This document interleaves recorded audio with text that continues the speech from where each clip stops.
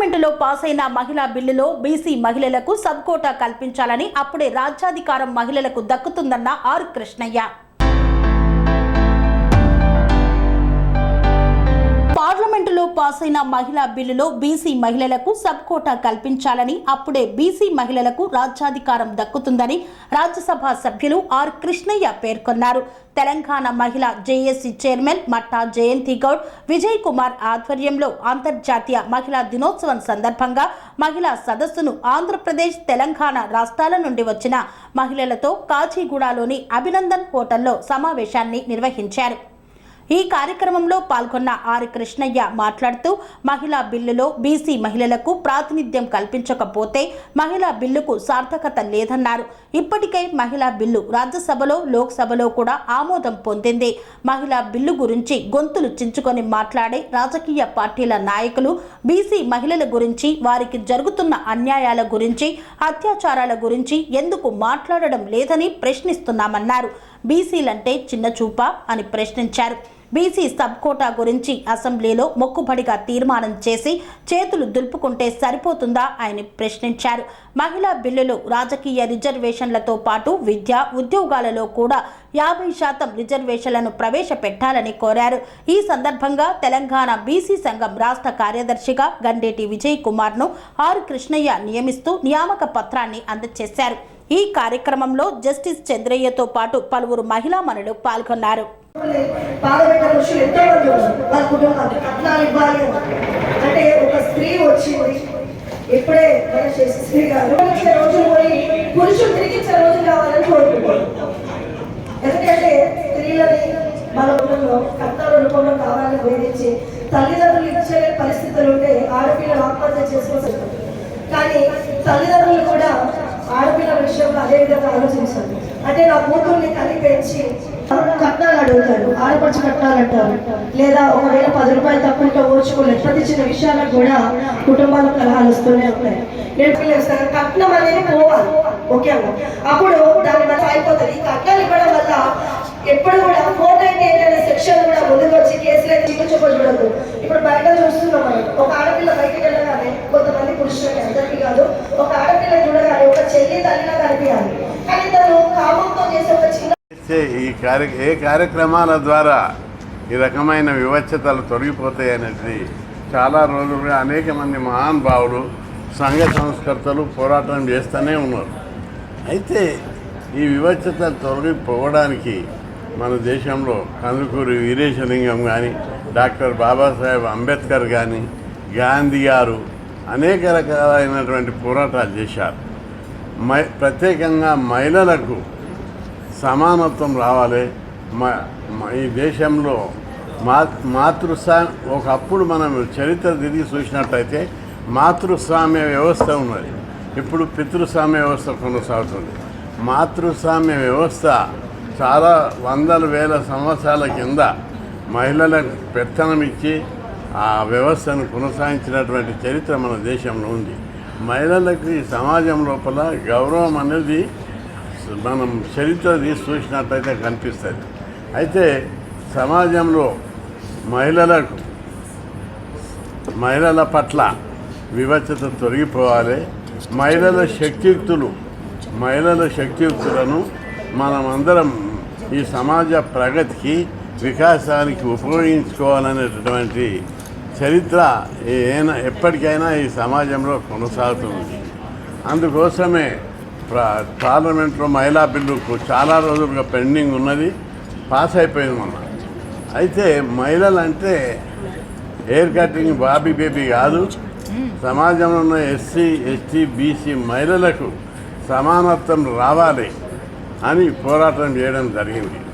మహిళలు అంటే ఏ మహిళలు ఎక్కువ వివక్షత ఎదుర్కొంటున్నారు, ఆ మహిళలకు న్యాయం జరగాలి, ప్రజాస్వామ్యం లోపల సమానత్వం రావాలని పోరాటం చేశారు. మహిళా బిల్లు లోపల పోరాడినప్పుడు నేను ఒక ప్రత్యేక ప్రస్తావన తీసుకొచ్చాను. మహిళల బిల్లు లోపల బీసీ, ఎస్సీ, ఎస్టీ మహిళలకు సాధికారత లభించాలి. అంతేకాదు, మహిళలకు రక్షణ కోసం 19 చట్టాలు ఉన్నాయి. అదేవిధంగా వరకట్న నిషేధ చట్టం ఉంది, అత్యాచార నిరోధక చట్టం ఉంది, అనేక చట్టాలు ఉన్నప్పటికీ మహిళలకు న్యాయం జరగడం లేదు. మహిళలకు సమానత్వం రావాలంటే ఒక చట్టసభల రిజర్వేషన్, పార్లమెంట్లో, అసెంబ్లీలో రిజర్వేషన్ ఒక్కటే సరిపోదు. విద్యారంగంలో, ఉద్యోగ రంగంలో మనతో ఉద్యోగాలలో రిజర్వేషన్లు ఉన్నాయి, వేరే రాష్ట్రాల్లో లేవు.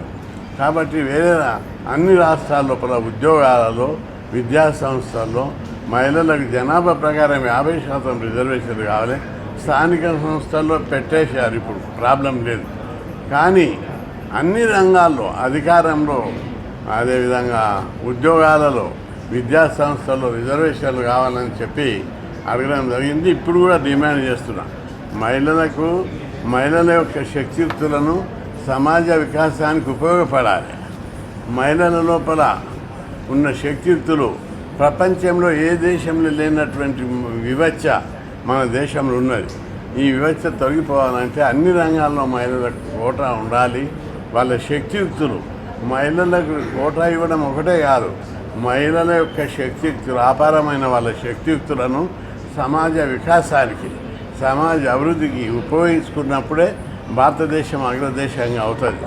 అందుకే ప్రభుత్వాలు ప్రజల్లో, మహిళల లోపల కూడా పోరాడేటటువంటి తత్వం రాలే. మన బీసీ సంక్షేమ సంఘం మహిళలకు అత్యధిక ప్రాధాన్యత ఇచ్చింది.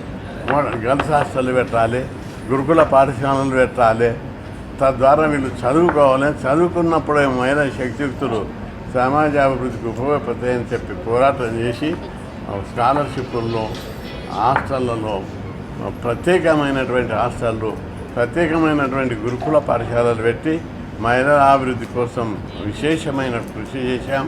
ఇంకా మహిళల రక్షణ కోసం కూడా అనేక చట్టాలు రావాల్సినటువంటి అవసరం ఉంది.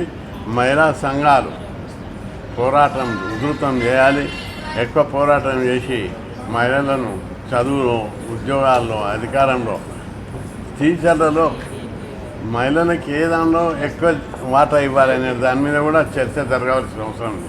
నేను అసెంబ్లీలో మీరు అందరు చూడవచ్చు, మహిళలకు టీచర్ల జాబ్లో, లెక్చరర్ల జాబ్లో 70% కోటా మహిళలకు ఇవ్వాలని నేను పోరాటం చేశాను. అదేవిధంగా ఇంకా ఏ రంగంలో మహిళలకు ఎక్కువ కోటా ఇస్తే ఉపయోగపడి ఉంటుందో, డాక్టర్లలో అందులోపల కూడా మహిళల కోట ఎక్కువ రావాలని పోరాటం చేయడం జరిగింది.